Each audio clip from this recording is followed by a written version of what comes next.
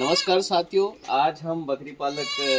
मुकेश यादव के घर पर है और काफ़ी कुछ दिन से लोग शिकायत कर रहे थे कि हमारी बकरियों की जो आंखें हैं वो थोड़ी सी पिंक पिंक हो रही है और सफ़ेदपन आ रहा है तथा आंखों तथा मुंह के आसपास में सूजन दिख रही थी। तो साथियों, बरसात में और जो ये अभी मौसम है जिसमें ह्यूमिडिटी ज़्यादा है, क्योंकि लगातार बारिश हो रही है, बरसात हो रही है, जिसकी वजह से क्या है, एनवायरनमेंट के टेम्परेचर की वजह से और इनमें जो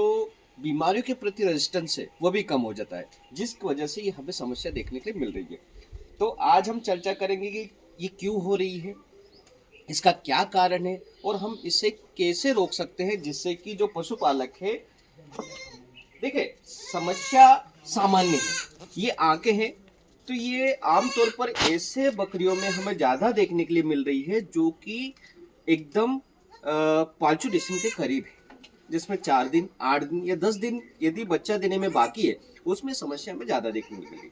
दूसरी बात, ये समस्या वहाँ ज़्यादा देखने के लिए मिल रही जहाँ पर छोटी सी जगह में ज़्यादा बकरियों का पालन किया जा रहा हो, मतलब ओवर क्राउडेड में। तीसरी एक समस्या और ये वहाँ हमें देखने को मिलेगी जहाँ पर अंडर नरिशमेंट की स्थिति बनेगी। छोड़ो। तो साथियों, वैसे तो इसे पिंक आई डिजीज बोलते हैं और ये मुख्यतः इसका रीजन होता है माइकोप्लाज्मा और क्लेमाइडिया। माइकोप्लाज्मा की स्पीशीज जो रहती है वो भी इसका कारण बनती है, लेकिन इसके साथ साथ में जो एनवायरमेंटल फैक्टर है, जैसे इरिटेशन,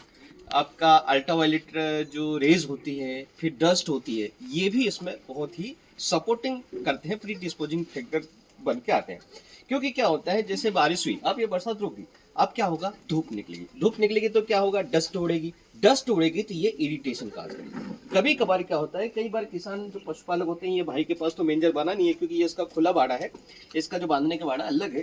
तो वहां पे ये जो बारीक डस्ट जो रहती है चारे की,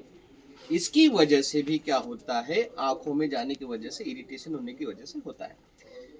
तो साथियों, वैसे तो ये बीमारी 4 से 8 दिन में या 1 हफ्ते 1.5 हफ्ते में ठीक हो जाती है, लेकिन कभी कभार क्या होता है, एक तो वेट गेन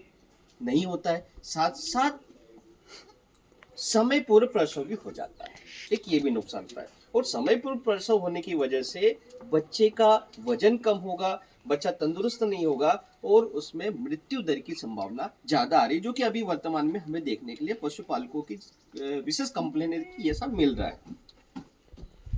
तो हमें बचाव का यही तरीका है कि ज्यादा क्राउडेड, हाँ एक और चीज, यदि एक बकरी को हुआ है तो ये कंटाजियस भी होती है, मतलब एक एनिमल से दूसरे एनिमल में फैलती भी है। तो आप जो इन्फेक्टेड एनिमल है उसको दूर रखें, उसको अलग कर दे, सेपरेट कर दे, जिससे कि अपने दूसरी बकरियों में बीमारी ना फैले। ज्यादा हानिकारक नहीं है, लेकिन वेट गेन कम होगा, प्रायर पास्चुरेशन होगा, जिसकी वजह से आपको आर्थिक नुकसान तो होगा ही हुआ, साथ में उपचार में भी जो खर्चा लगेगा उसका भी आपको वहन करना ही पड़ेगा, जो भी एक आर्थिक नुकसान आपका होता ही है, पशुपालकों का होता है। तो किसान भाइयों, पशुपालक भाइयों, बकरी पालन हमें एक प्रॉफिट के साथ करना है, तो हमें इस चीज को देखना पड़ेगा कि हमें ओवर क्राउडिंग ना करें। यदि खिला रहे हैं तो पिलेट्स के रूप में खिलाएं, प्लेट्स जो छोटे छोटे से बना के खिलाए, उससे भी होगा, क्योंकि जब चाफ के द्वारा काटते हैं तो डस्ट भी वहाँ पे नुकसान देती है, और हमें प्रॉपर नरिशमेंट देना है, तो हम इन बीमारियों से छुटकारा भी पा सकते हैं और हमारी बकरियों को बचा सकते हैं इस बीमारी से। दूसरी एक समस्या बकरी पालकों को अभी आ रही है कि अभी जो